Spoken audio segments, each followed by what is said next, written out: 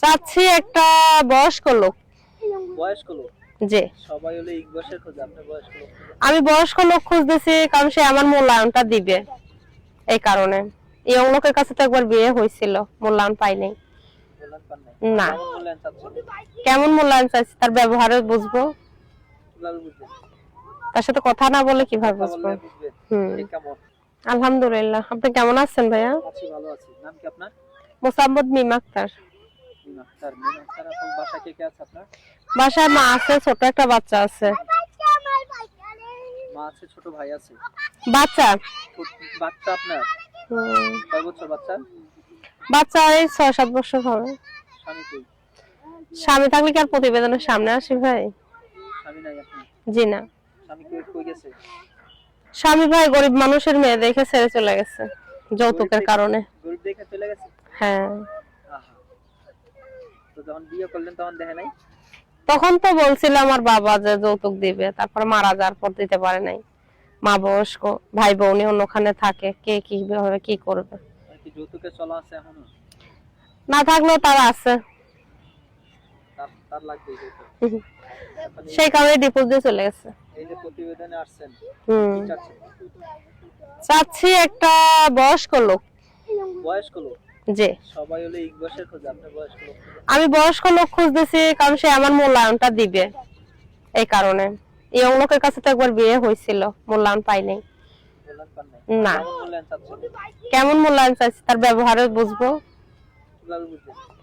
তার সাথে কথা না বলে কিভাবে কথা বুঝবো। বললে বুঝবেন সে কেমন। হ্যাঁ। অনেক মানুষ আছে দুষ্টু লোকের বলে মিষ্টি কথা। না না, মিষ্টি কথা সবার ভিতরে আবার দুষ্টুমি থাকে না। মিষ্টি কথা সবার মুখেই থাকে, আবার দুষ্টুমিও সবার ভিতরে থাকে না। কেউ যদি আপনার সাথে যোগাযোগ করতে চায়? আমার একটা বাটাম সেট আছে, সেটাই আমার সাথে যোগাযোগ করবে। হাসি দেখলে মানুষ পাগল হয়ে যায়। পাগল হয় না তো ভাই? পাগল হইলে তো আমিও তার প্রেমে পাগলি হয়ে যাইতাম। কেউ বলে পাগল হয় না, দর্শক আপনারা বলবেন তো, কমেন্টসে বলবেন কেরা পাগল হন না। এমন সুন্দর একটি টুকটুকা লালগুলো যদি সামনে থাকে। ভাই আমার একটা বয়স্ক মা আছে বুঝছেন, অসুস্থ, পায়ে সমস্যা, আমি খুবই আর্থিক সমস্যায় আছে। আমার যদি কেউ অবশ্যই পাশে দাঁড়ান, আমি একটা সেলাই মেশিন হইলে আমার বেশি ভালো হইতো। মানুষের বাড়ি কাজ সবসময় পাই না, যখন পাই তখন চলতে পারি, যখন না পাই তখন চলতে পারি না। কেউ ছোট বোন মনে করে যদি একটা সেলাই মেশিন আমার উপহার দিতেন, তাহলে তার জন্য আমি 5 ওয়াক্ত নামাজ পড়ে আল্লাহর কাছে দোয়া করতাম সে যেন। মেশিন উপহার দিব?